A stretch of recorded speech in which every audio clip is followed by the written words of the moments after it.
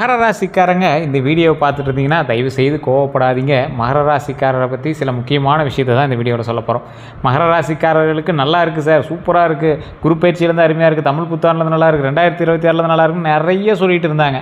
ஆனால் இன்றைக்கு வரைக்கும் நீங்கள் பட்டுட்டு இருக்கிறது மிகப்பெரிய மன கஷ்டமும் பண கஷ்டமும் தான். இதில் முக்கியமாக துரோகங்கள் அனுபவித்த ராசிகள் லிஸ்ட்டில் நீங்கள் ஒரு 2வது அல்லது 3வது இடத்தை கண்டிப்பாக பிடிச்சிருப்பீங்க. நிறைய பேர் உங்கள்கிட்ட பழகிறவன் உங்களுடைய தேவைக்காக மட்டுமே பழகக்கூடிய நபர் அப்படின்னு தான் கரெக்டாக கணிக்க முடியும். இந்த மகர ராசிக்காரன் ஈஸியாக ஒருத்தன்ட்டு பழகிறான் அப்படின்னா அவனை பற்றி ஈஸியாக கெஸ் பண்ணக்கூடிய ராசி மகர ராசி. மகர ராசியில் பிறந்தவன் ஆன்மீக ரீதியான சில விஷயத்தில் கொஞ்சமாவது ஈடுபாடுகள் கண்டிப்பாக இருந்தே இருக்கணும். மகர ராசியை பொறுத்த வரைக்கும் மகர ராசியோட குணாதிசயங்கள்னு ஒன்று இருக்குது, அது நான் சொல்லிடுறேன் கேட்டுக்காங்க. இந்த மகர ராசியை பொறுத்த வரைக்கும் பொறுப்புணர்வு மிகுந்தவர் அப்படின்னு சொல்லுவாங்க. ஏதாவது ஒரு விஷயத்துக்குள்ளே போனீங்க அப்படின்னா ரொம்ப அப்படியே உன்னிப்பாக அதை கரெக்டாக டேலி பண்ணணும் அப்படிங்கிற மாதிரி பண்ணுவீங்க. கடின உழைப்பாளிகளில் முக்கியமான நபர் இந்த மகர ராசிக்காரர். எளிதில் யாரையும் நம்ப மாட்டாங்க. வாழ்க்கையை நடைமுறையாக பார்க்கக்கூடியவங்க இவங்க தான். இதை இப்படி பண்ணணும், இதை இப்படி பண்ணால் தான் சரி வரும் அப்படின்னு பார்க்கக்கூடியவங்க இவங்க தான். பண விஷயங்களில் கவனமாக இருப்பாங்க. குடும்பத்தை பாதுகாக்க விரும்புவாங்க. தங்கள் இலக்கை அடையிற வரைக்கும் போராடிக்கிட்டே இருப்பாங்க. இதில் முக்கியமான ஒரு விஷயம் என்ன அப்படின்னா பலம், பொறுமை, விடாமுயற்சி, நிர்வாகத்திறன், சேமிப்பு பழக்கம், அதே மாதிரி தலைமை குணம், இது எல்லாமே அதிகமாக இருக்கக்கூடிய ராசி இந்த ராசி. இது எல்லாமே பலமா அப்படின்னு கேட்டால் பொறுமை. எல்லா ராசிக்காரனை விட இந்த ராசிக்காரனுக்கு பொறுமை கொஞ்சம் அதிகம்னே சொல்லலாம். நீங்கள் நினைக்கலாம், சார் எனக்கு அவ்வளோ பொறுமை இல்லை சார், எல்லாம் திட்டுறாங்க சார் அப்படிம்பீங்க. மற்றவனை கம்பேர் பண்ணும்போது நீங்கள் 70% பொறுமை பரவாயில்ல அப்படின்னு தான் சொல்லணும். விடாமுயற்சி. ஒரு ஆள் ஒரு விஷயத்தை ட்ரை பண்ணால் அப்படின்னா பிடிக்கலாம் விட்டுருவான். ஆனால் நீங்கள் அப்படி கிடையாது. அதில் பல முயற்சி எடுத்து விஸ்வரூபமான சில விஷயங்கள் எல்லாமே எடுத்து அப்படியே கொஞ்சம் போராடி ஜெயிக்கக்கூடிய ராசி இந்த மகர ராசி. நிர்வாகத்திறன். ஒரு விஷயத்தை ஒருத்தன் இறங்கி வேலை செய்கிறதுக்கு பாராட்டுகள் பெறலாம். ஒருத்தன் மேலேருந்து மேனேஜ் பண்ணுவான் பார்த்தீங்களா, அவன் தான் அதில் மிகப்பெரிய ஒரு டேலண்டட் பர்சன். அவன் தான் லீடர்ஷிப், அவன் தான் தலைமைத்துவத்துக்கான ஒரு பர்சன் அப்படி சொல்லுவாங்க. நிர்வாகத்திறன் கொண்டவன் அப்படின்பாங்க. அதே மாதிரி சேமிப்பு பழக்கம். ஒரு விஷயத்தில் சேமிப்பு பழக்கம் இருந்தது அப்படின்னா மிகப்பெரிய ஒரு ஆளாக வரலாம். அன்னைத்து காலகட்டத்தில் அவனுக்கு கடனாளியாக தெரியலாம். ஆனால் வருங்காலத்தில் அந்த சேமிப்பு பண்ண விஷயங்கள் எல்லாமே மிகப்பெரிய ஒரு பிரேக் த்ரூவாக இருக்கும். நீங்கள் பண்ணி வச்சிருந்த கஷ்டங்களுக்கெல்லாம் உடச்சி அந்த பிரேக் த்ரூவாக இருக்கும் அந்த சேமிப்பு பழக்கம். அதே மாதிரி தலைமை குணம் அப்படிங்கிறது ஒரு விஷயத்தில் தலைமைத்துவத்தோடு நீங்கள் இருக்கீங்க அப்படின்னா அதில் ஒரு ஹெட் ஆஃப் த பர்சன் அப்படின்னு சொல்லுவாங்கள்ல. 100 பேர் இருக்கான், அந்த 100 பேருமே வேலை செய்கிறவன் தான் ஹார்ட் ஒர்க்கர் தான். ஆனால் அதில் ஒருத்தன் தான் ஸ்மார்ட் ஒர்க்கர். அந்த ஸ்மார்ட் ஒர்க்கர் தான் லீடர்ஷிப்பில் இருப்பான். அந்த லீடர்ஷிப் திறன் யாருக்கு இருக்குது அப்படின்னு பார்த்தா இந்த மகர ராசிக்காரருக்கு தான். அவ்வளோ சீக்கிரம் இந்த தலைமை குணம் யார்கிட்டையும் கிடைக்காதுங்க. இது ஒரு ரேர் பீஸ் அப்படின்னு சொல்லுவாங்க.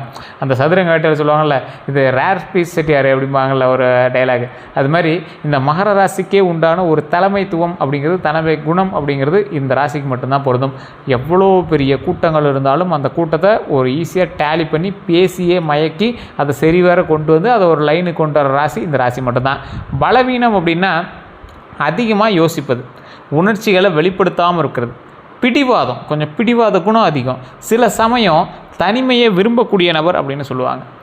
இந்த பலவீனம் உங்களுக்கு மிகப்பெரிய ஒரு பிரச்சனை அப்படின்னு சொல்லலாம். நிறைய இடத்துல இந்த பலவீனம் உங்களை வச்சு செய்யுது. அதிகமாக யோசிக்கிறீங்க. ஒரு சின்ன மேட்ரு நடந்திருக்கும், அது மற்றவங்க லைஃப்பில் அதெல்லாம் காமனாக கடந்து போகிற விஷயந்தான். ஒரு சின்ன மேட்ரு உங்களை அப்படியே யோசிச்சுட்டே இருக்க வைக்கும். ஒன்றும் இல்லைங்க, நீங்கள் ஒரு நல்ல மைண்டில் இருக்கீங்க, பக்கத்து வீட்டுக்காரன் ஏதோ ஒரு சின்ன சண்டை போட்டுறான், அது அப்படியே உங்கள் மைண்டில் அப்படியே உறுத்திக்கிட்டே இருக்கும். ஒரு 2-3 நாளைக்கு ஃப்ரெண்ட்ஸுக்கெலாம் சொல்லி குழம்புவீங்க, வீட்டிலாம் சொல்லுவீங்க, அது ஒரு மாதிரி உறுத்திட்டே இருக்கும். அதிகமாக யோசிக்கிறது. அதனால் உங்களுக்கு ஏதாவது ப்ளஸ் இருந்தது, யூஸ் இருந்தது அப்படின்னா பரவாயில்ல. எந்த யூஸுமே இல்லாமல் நீங்கள் யோசிக்கிறது தப்பு தானே. அதே மாதிரி உணர்ச்சிகளை வெளிப்படுத்தாமல் இருக்கிறது. எந்த ஒரு உணர்ச்சியும் நீங்கள் அவ்வளோ சீக்கிரம் வெளிப்படுத்த மாட்டீங்க. வெளிப்படுத்துறதுனால என்ன யூஸ் அப்படிங்கிற மாதிரி நினைப்பீங்க. அதுதான் உங்களுக்கு மிகப்பெரிய பிரச்சனையாக இதுக்கு முன்னாடி இருந்திருக்கு. ஸோ உணர்ச்சிகளை வெளிப்படுத்தக்கூடிய நபர்கள் அவ்வளோ சீக்கிரம் டென்ஷன் ஆக மாட்டாங்க, கோவப்பட மாட்டாங்க, ஈஸியாக ஒருத்தர்கிட்ட பேசிடுவாங்க. உங்களை யாராவது சொல்லிட்டா கூட நீங்கள் உங்களுக்குள்ளேயே குழம்பிக்கிங்களோ உங்கள் ஃப்ரெண்ட்ஸுக்கு கூப்பிட்டு குழம்புவீங்களே தவிர அந்த இடத்துல உங்களோட உணர்ச்சிகளை வெளிக்காட்டவே மாட்டீங்க. இது இந்த ராசிக்கே உண்டான ஒரு மிகப்பெரிய ஒரு விஷயம் அப்படின்னு சொல்லலாம். அதே போல் பிடிவாதம். ஒரு விஷயத்தை எடுத்தால் அதை பண்ணியே ஆகணும், இதை செஞ்சே ஆகணும், இதை கை வச்சாச்சு, அதை தொட்டே ஆச்சு, அதில் ஏதாவது நம்ம ட்ரை பண்ணியே ஆகணும், இந்த மாதிரி ஒரு பிடிவாதம். அந்த பிடிவாதம் சில நேரத்தில் உங்களுக்கு ப்ளஸ்ஸையும் கொடுத்துருக்கு, சில நேரத்தில் மைனஸையும் கொடுத்துருக்கு. ஸோ அந்த ப்ளஸ்ஸை கொடுக்குற அன்றைக்கி நீங்கள் கொஞ்சம் இறங்கி போய் அதை வாங்குறீங்க, மைனஸை கொடுக்குற அன்றைக்கி அது மேலே நீங்கள் கோவப்படுறீங்க. ஆனால் அந்த இடத்துல நீங்கள் பொறுமையாக ஹேண்டில் பண்ணிங்க அப்படின்னா வெற்றி நிச்சயம். சில சமயம் தனிமையை விரும்புவது, கொஞ்சம் யோசித்து தனிமையை பொறுமையாக விரும்பினால் நன்மை நடக்கும் அப்படிங்கிறத மைண்டில் நல்லா யோசிச்சுக்கோங்க. அந்த சமயத்தில் கொஞ்சம் பொறுமையாக நிதானமாக செயல்பட்டால் வாழ்க்கை முக்கியமான ஒரு ஸ்டேஜுக்கு வரும். அதாவது தனிமையை விரும்புகிறீங்க அப்படின்னா நீங்கள் மோஸ்ட்லி கதவை சாத்திட்டு ரூமுக்குள்ளே வந்து செல்லை நோண்டிட்டு இல்லை ஒர்க் பண்ணிகிட்டே இப்படியே தான் போயிட்டுருப்பீங்க. தனிமையை விரும்புபவன் வாழ்க்கையை வெறுத்தவன் அல்ல, வாழ்க்கையை பயந்துக்கிட்டு மற்றவங்களோட வாழ முடியாமல் இருக்கிறவன் இல்லை, தனிமையை நேசிப்பவன். ஸோ இந்த மகர ராசிக்காரர்கள் அதிகமாக இப்படியே இருக்கிறதுனாலே அவன் வந்து ஒரு மாதிரி எல்லாம் ஊரில் திட்ட ஆரம்பிப்பாங்க, ஒரு மாதிரி வீட்டில் பேச ஆரம்பிப்பாங்க.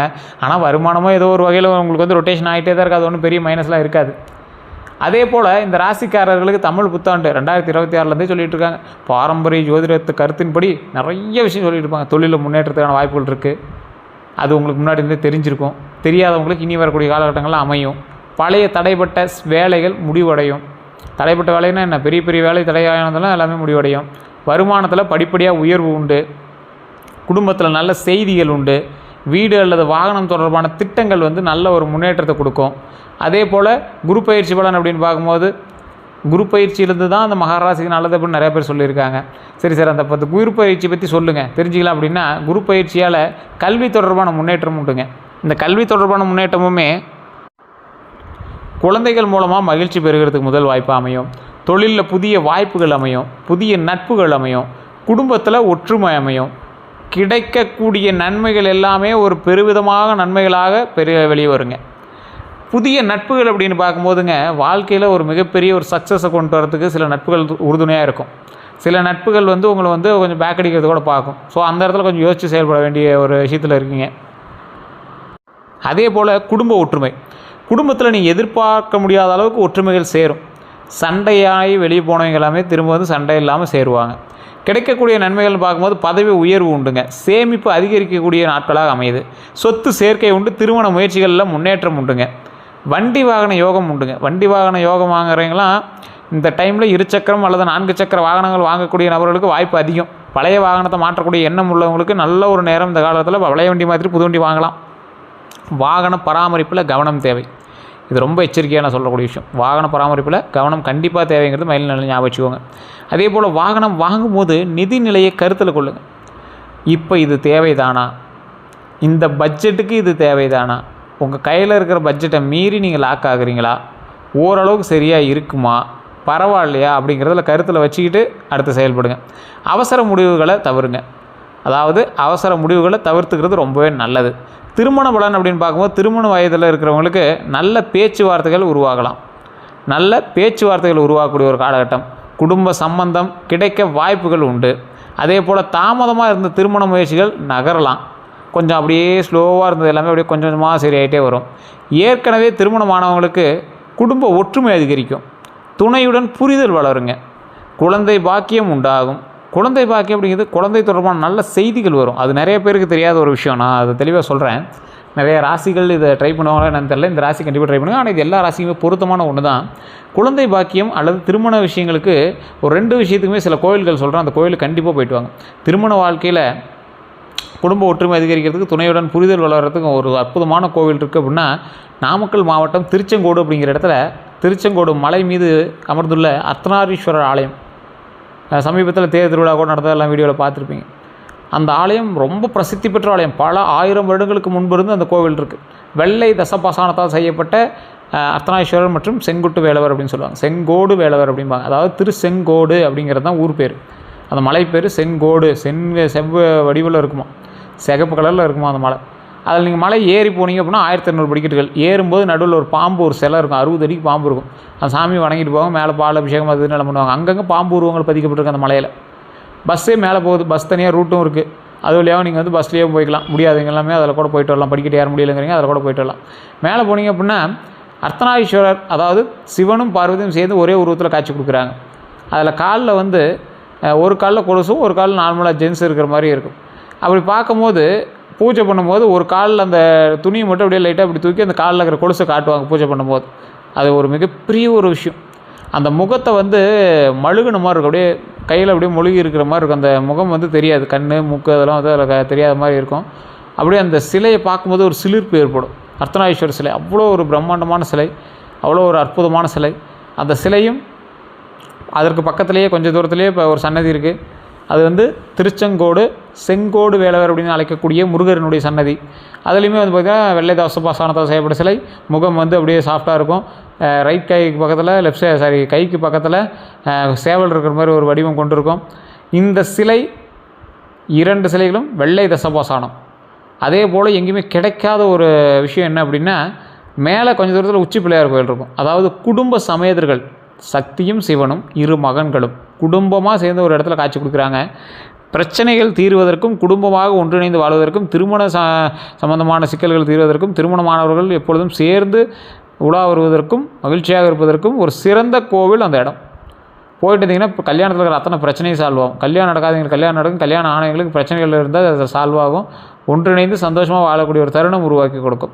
அந்தளவுக்கு ஒரு அற்புதமான ஸ்தலம். கண்டிப்பாக அந்த கோயிலுக்கு போயிட்டாங்க மிகப்பெரிய ஒரு சந்தோஷமான சில விஷயங்கள் எல்லாமே நடக்கும், மகிழ்ச்சியான விஷயங்கள் எல்லாமே நடக்கும். அதே போல் குழந்தை பாக்கியத்துக்கான சில கோயில்கள் நிறைய பேர் கேட்டிருந்தீங்க. மகர ராசிக்காரர்கள் எந்த ராசிக்காரர்களுமே இதை பார்த்துட்டீங்க அப்படின்னா கண்டிப்பாக அந்த கோயில்களுக்கெல்லாம் போயிட்டு வாங்க. ஃபஸ்ட்டு திருவண்ணாமலை போய் வழிபட்டுட்டு பக்கத்தில் இருக்கக்கூடிய மேல்மலையனூர் அந்த கோயில் எல்லாருக்கும் தெரியும் நினைக்கிறேன். அங்காள பரமேஸ்வரி கோயில். அமாவாசைக்கெல்லாம் அந்த இடத்துல நீங்கள் நகர முடியாது, அவ்வளோ கூட்டம் இருக்கும். எலுமிச்சி பழத்தில் கற்பூரம் ஏற்றி ஊஞ்சலில் ஆடிட்டு இருக்கக்கூடிய அங்காள பரமேஸ்வரிக்கு கற்பூர தீரம் அந்த கற்பூர தீரம் காட்டுவாங்க. கிட்டத்தட்ட அப்ராக்சிமேட்டாக இந்த இடத்துக்கு போனீங்கன்னா அப்போ 1,00,000 பேர் பார்க்கலாம். அவ்வளோ க்ரௌடு இருக்கும். நீங்கள் ஃப்ரீ நாளில் மனசு நிறைய போய் வழிபட்டு வாங்க.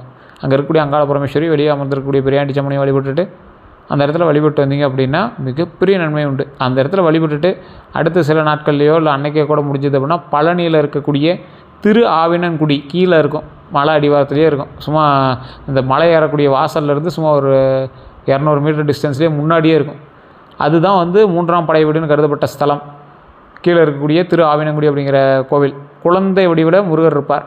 அந்த வேலப்பெரும் முருகர் வந்து வழிபட்டுட்டு அப்படியே மேலே நடந்து போய் மேலே இருக்கக்கூடிய முருகர் பாலதண்டாயுதபாணி சுவாமி மேலே இருக்கக்கூடிய முருகரையும் வழிபட்டு வந்தீங்க அப்படின்னா குழந்தை பேரினால் தடை உள்ள தம்பதிகளுக்கு குழந்தை பேர் கிடைப்பதற்கு ஒரு அற்புதமான ஸ்தலம். அது ஆக்சுவலாக பழசில் ஒரு வைத்தியசாலையாக செயல்பட்டு இருந்த ஒரு விஷயம். புலிப்பாணி சித்தரால் உருவாக்கப்பட்ட ஒரு விஷயம் அந்த இடத்துல நடந்தது. அதுக்கு தான் போகர் வந்து அந்த சிலையை உருவாக்கினார். அதுக்காக தான் அந்த புலிப்பாணி சித்தரினுடைய அருளும் அதில் இருக்கிறதுனால அவருக்கு நன்றி சொல்லும் விதமாக பாலனாக ஒரு சிலையை உருவாக்கி அந்த தண்டம் அப்படிங்கிற இடத்த பயன்படுத்தி புலிப்பாணியோட ஆசையோடு, அதாவது புலிப்பாணி அப்படின்னா புலி மீது ஏறி நீர் கொண்டு வந்தவர். புலிப்பாணி, பாணிங்கிற தண்ணி, புலி மீது ஏறி நீர் கொண்டு வந்தார். எதுக்கு நீர் கொண்டு வந்தார்? அந்த சிலையை செய்வதற்கு நீர் கொண்டு வந்தார். அதற்காக அவருக்கு ஒரு மிகப்பெரிய ஒரு பெயர் சூட்டுதலாக அந்த சிலைக்கும் அதே பெயரை சூட்டினாங்க. பாலன் அப்படின்னா என்ன? ஒரு குறிப்பிட்ட குழந்தை வயசில் இருக்கக்கூடிய சிலை. தண்டம் அப்படின்னா இடம்.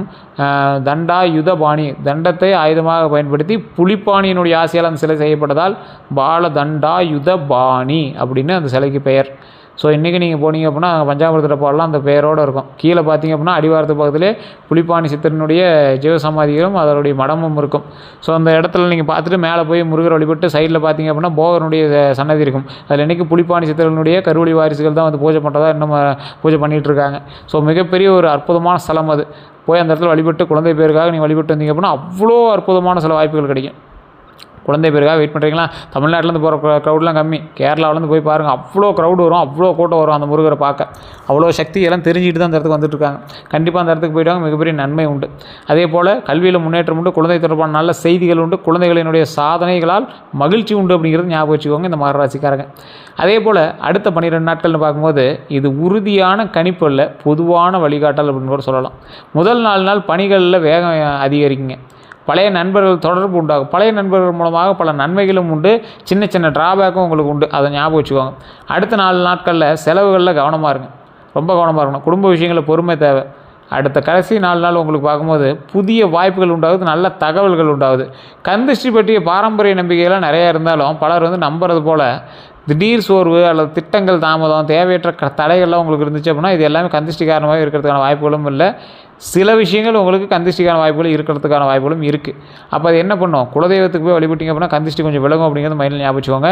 கற்பூரம் சுற்றி போட்டால் கந்திஷ்டிகள் விலகும். இல்லை சார் ஜாதக ரீதியாக அப்படி ஏதாவது இருக்குதா செக் பண்ண முடியுமா அப்படின்னா உங்களோட பிறந்த தேதி, பிறந்த நேரம், பிறந்த ஊரை சொல்லி கீழே ஒரு நம்பர் கொடுத்துட்டு அந்த நம்பருக்கு ஃபோன் பண்ணி பேசி தெரிஞ்சிக்கலாம். ஒரு விவிஐபி ஜோதிடனுடைய நம்பர் தான். நீங்கள் வந்து அப்பாயின்மெண்ட் போட்டு தான் நீங்கள் வந்து ஜோதிடம் பார்க்க முடியும். அதை வந்து நீங்கள் முன்னாடி தெரிஞ்சுக்கிட்டு நீங்கள் போங்க. ஸோ அதுக்கு தகுந்த மாதிரி தான் ஃபீஸஸ் இருக்கும். ஒரு விவிஐபி ஜோதிடர் தான். ஏன்னா நிறைய பிரபல அரசியல் பிரமுகர்கள்லாம் ஜோதிடம் பார்க்கக்கூடியவர். உங்களுக்கு விருப்பம் இருந்தால் ஐடியா இருந்தால் நீங்கள் வந்து ஃபோன் பண்ணி பேசி தெரிஞ்சு நீங்கள் வந்து பார்த்துக்கலாம். அதே போல் இது நீங்கள் ப்ரமோஷன் எடுத்தாலும் உங்களுடைய ஐடியா தான். நீங்கள் வணங்க வேண்டிய தெய்வங்கள்னு பார்க்கும்போது சனீஸ்வர பகவான். மகர ராசிக்கு பாரம்பரியமாகவே சனீஸ்வர பகவான் வந்து ஒரு உறுதுணையாக இருப்பார். அதே போல் ஆஞ்சநேயர் வழிபாடு, தட்சிணாமூர்த்தி வழிபாடு, ஸ்ரீ வெங்கடேஷ பெருமாள் வழிபாடு, பெருமாள் வழிபாடு மகர ராசிக்கு உகந்த ஒரு விஷயம். அதே போல் வழிபடுவது சிறப்பாக கருதப்படுது. ஸோ பெருமாள் வழிபாடு நீங்கள் பண்ணிங்க அப்படின்னா ரொம்ப நல்லது. ஃபஸ்ட்டு குலதெய்வ வழிபாடு மறந்துடாதீங்க. குலதெய்வ வழிபாடு கண்டிப்பாக பண்ணும். எந்த நிறை ஆடை வந்து உங்களுக்கு நல்லது அப்படின்னா கருநீலம், அடர் நீலம், அதே போல் கருப்பு, சாம்பல் நிறம். இதுதான் வந்து உங்களுக்கு மேட்சிங்கான ஒரு ட்ரெஸ்ஸு. அதுக்கான நிறம் அதுக்கு தகுந்த மாதிரி பண்ணிங்க அப்படின்னா நல்லதாக நடக்கும். தானமாக வழங்கலாமா அப்படின்னா கருப்பு துணி வந்து நீங்கள் வந்து தானமாக வழங்கலாம். உணவு, கல்வி உதவி இதெல்லாம் வந்து நீங்கள் வந்து தானமாக வழங்கலாம். ரத்தினங்கள்னு பார்க்கும்போது நீலம், பாரம்பரிய ஜோதிடத்தின்படி நீலம் வந்து கண்டிப்பாக உங்களுக்கு வந்து பெஸ்ட்டாக இருக்கும். அதனால் ரத்தினங்களை வந்து அணிவதற்கு முன் தகுதியான ஜோதிடர்கள்ட்ட ஆலோசனை செஞ்சு வாங்கிறது ரொம்ப நல்லதுங்க. செல்ல வேண்டிய கோயில்கள்னு பார்த்தா முன்னாடியே சொன்னது இந்த சனீஸ்வரன் வழிபாடு உங்களுக்கு பெரும் நல்லது. அதனால் திருநள்ளாறு சனீஸ்வரன் கோயிலுக்கு போயிட்டாங்க. திருப்பதி ஸ்ரீ வெங்கடேஸ்வர பெருமாள் கோயிலுக்கு போய்ட்டது ரொம்ப நல்லது. நாமக்கல் ஆஞ்சநேயர் கோயிலுக்கு வழிபட்டுவாங்க. அதுக்கு முன்னாடி இருக்கக்கூடிய நரசிம்மர் வழிபட்டிங்க அப்படின்னா இன்னும் உங்களுக்கு சிறப்பு. அதேமாதிரி ஆலங்குடி குருஸ்தலம் அங்கே போய் வழிபட்டிங்க அப்படின்னா மிகப்பெரிய நன்மை உண்டு. சரி, என்ன செய்யணும் செய்யக்கூடாதுங்கிறத சொல்லுங்கள் சார் அப்படின்னா நேர்மையாக உழைக்கணும். உங்களை பொறுத்த வரைக்கும் நேர்மையாக உழைக்கிறது மட்டும்தான் பலிக்கும். செலவுகளை கட்டுப்படுத்தணும், பெற்றோரை மதிக்க வேணும், உடல் நலத்தை கவனிக்கணும், சேமிப்பு அதிகரிக்கணுங்கிறது மைண்டில் ஞாபகம் வச்சுக்கோங்க. என்ன செய்யக்கூடாது சார் அப்படின்னா அவசர முதலீடு கூடவே கூடாது. யாரையும் கண்மூடித்தனமாக நம்பவே கூடாது. கோபத்தில் முடிவெடுக்கிறது கூடவே கூடாது. கடன் வாங்கி ஆடம்பர செலவு தயவு செய்து விட்டுருங்க. யார்கிட்ட எச்சரிக்கையாக இருக்கணும் அப்படின்னு கேட்டால் இனிமையாக பேசுகிறவங்கிட்ட, ஆனால் செயலால் அதாவது இனிமையாக பேசுவாங்க. ஒரு செயல்னு வந்துச்சுன்னா அதில் வந்து உதவ மாட்டாங்க. பண விஷயங்களில் தெளிவில்லாதவங்ககிட்ட எச்சரிக்கையாக இருங்க. வதந்தி பரப்புறவங்ககிட்ட ரொம்ப எச்சரிக்கையாக இருங்க. அதே போல் சுவாரஸ்யமான விஷயங்கள் அப்படின்னு பார்த்தா மகர ராசிக்காரர்கள் வாழ்க்கையின் பிற்பகுதியில் அதிக வெற்றியை வந்து காண்பவர்களாக சில இடத்துல கருதப்பட்டாலும் சில இடத்துல நிறைய தோல்விகளை சந்தித்த ஒரு வெற்றிமான் அப்படின்னு தான் சொல்ல முடியும். இவர்கள் கட்டுப்பாடும் ஒழுக்கமும் கொண்டவர்களாக கண்டிப்பாக இருப்பாங்க. பல மகர ராசிக்காரர்கள் நிர்வாகம், வணிகம், கட்டுமானம், அரசு பணி, கணக்கியல் போன்ற துறைகளில் சாதித்தவங்களாக இருப்பாங்க. அதே போல் கண்டிப்பாக ஒரு குறிப்பிட்ட ஸ்டேஜில் நீங்கள் வந்து அதெல்லாம் சாதிப்பீங்க. தோல்வியை வெற்றியாக மாற்றக்கூடிய மன வலிமை இவங்ககிட்ட முக்கியமான ஒரு பலமாக கருதப்படுதுங்க. இந்த ராசிக்காரர்களுக்கு மட்டும்தான் தோல்வி அடைஞ்சாங்க அப்படின்னா அடுத்து வெற்றி அடையாமல் விடவே மாட்டாங்க. ஒவ்வொருத்தரும் அப்செட்டாக எப்படி உட்காருவோம், ஆனால் இவங்க மட்டும் அப்செட்டே ஆக மாட்டாங்க. வெற்றியை கைப்பற்றி தான் நான் இருப்பேன் அப்படிங்கிற மாதிரி இருப்பாங்க. ஸோ இந்த ராசிக்காரர்களுக்கு வேறு ஏதாவது சந்தேகங்கள் இருக்குது அப்படிங்கிற பட்சத்தில் கீழே இருக்கக்கூடிய நம்பருக்கு ஃபோன் பண்ணி பேசுகிறீங்களா, பிறந்த தேதி, பிறந்த நேரம், பிறந்த ஒரு சொன்னீங்க அப்படின்னா ஆட்டோமேட்டிக்காக ஜோதிட ரீதியாக எல்லா விஷயமும் உங்களுக்கு வந்து சொல்லிடுவாங்க. அதே போல் இந்த பேஜ் வரை சப்ஸ்கிரைப் பண்ணாமல் சப்ஸ்கிரைப் பண்ணிக்கோங்க. பதில் பெல் பட்டன் மறக்காம ப்ரெஸ் பண்ணிக்கோங்க. ஃபேஸ்புக் பார்த்துக்கிட்டிங்கன்னா ஃபாலோ பண்ணிக்கோங்க. எல்லாருக்கும் நன்றி நண்பர்களே.